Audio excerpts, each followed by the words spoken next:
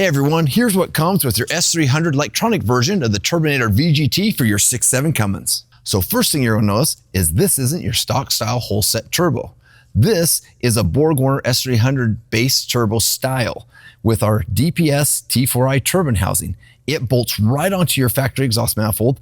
No manifold swap needed. And this right here is the electronic actuator. This electronic actuator is what makes the Turbonator a variable geometry turbo. This electronic actuator moves the vanes to control your boost and your exhaust braking. This actuator comes all clocked and mounted, ready to go on your turbo. Now, here's the part that surprises some people when they get this kit. The Turbonator with the electronic actuator is not just a turbo swap. It comes with a full electronics packet because the system has to be told what to do. Let me walk you through what's in here. This is the DPS controller. This is the brain box. This is the thing that controls the whole show. It interprets your throttle signal, controls the vane position, and manages your exhaust braking function. I know it can look intimidating, but the instructions are thorough, it's all color-coded, and everything has a connector. You simply just take this wiring harness, run the wires, and plug them in where they go. Like for instance, this one plugs into the electronic actuator.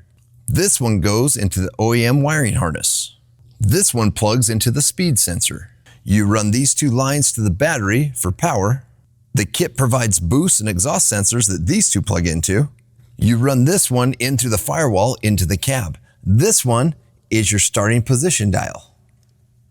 This one, when installed, allows you to control the starting position of the vanes. Having the control with this dial allows you to find the sweet spot on your Turbonator VGT. As you can see, this wiring harness installation is pretty straightforward.